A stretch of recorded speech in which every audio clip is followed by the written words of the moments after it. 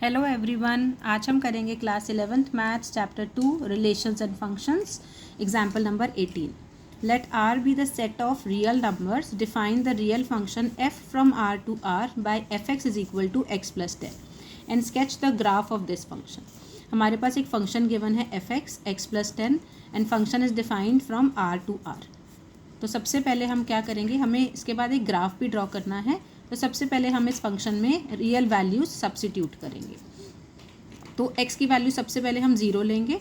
तो जब हम इसमें x की वैल्यू 0 सब्स्टिट्यूट करेंगे तो फंक्शन हो जाएगा हमारा 0 + 10 इज इक्वल टू 10। जब हम x की वैल्यू 1 पुट करेंगे तो f1 क्या हो जाएगा, 1 + 10 इज इक्वल टू 11। इसी तरह x की वैल्यू 2 सब्स्टिट्यूट करेंगे तो f2 हो जाएगा 2 + 10 इज 12, और 3 सब्स्टिट्यूट करेंगे तो f3 हो जाएगा 3 + 10 इज इक्वल टू 13। इसी तरह हम आगे और सब्स्टिट्यूट कर कर देखते रहेंगे तो हमारी वैल्यूज़ आती जाएंगी। तो जब हम ये वैल्यूज़ यहाँ पर ग्राफ पेपर पे हम सब्स्टिट्यूट प्लॉट करेंगे तो हमारा इस तरह का ग्राफ बनेगा।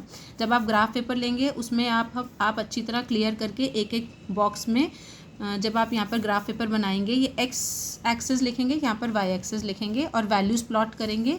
एक्स एक्सिस पे आप सबसे पहले एक्स की वैल्यूज़ यहाँ से लेंगे जो हमने सब्स्टिट्यूट करी हैं, जैसे कि 0, 1, 2, 3 सो ऑन। तो यहाँ पर जब हमने x की वैल्यू 0 सब्स्टिट्यूट करी है तो जो फंक्शन f(x) होता है वो हमारा y फंक्शन होता है। तो इसका मतलब y की वैल्यू हमारी क्या आ रही है, ये सब y की वैल्यूज़ आ रही हैं।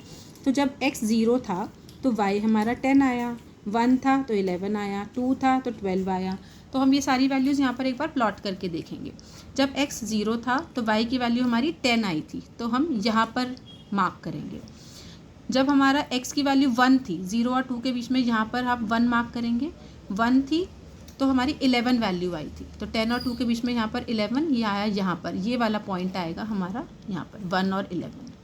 जब x की वैल्यू 2 ली थी तो हमारा 12 आया था, तो यहाँ पर ये 2 और इधर हम मार्क करेंगे। नेक्स्ट जब हम 3 लेंगे तो हमारी क्या वैल्यू आई थी, f3 इज़ 13।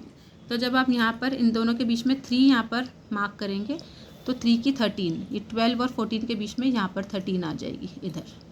जब आप ग्राफ पे इसको प्रॉपरली मार्क करेंगे तो आपको ग्राफ पे बिल्कुल ऐसे स्ट्रेट लाइन में आएगा, और उसको जब आप सारे पॉइंट्स को प्लॉट करने के बाद जॉइन करेंगे तो यहाँ पर ये 10 से पास करती हुई एक स्ट्रेट लाइन बन जाएगी जो यहाँ से लेकर यहाँ पे क्रॉस करेगी। तो ये हमारा इस तरह का ग्राफ बन जाएगा।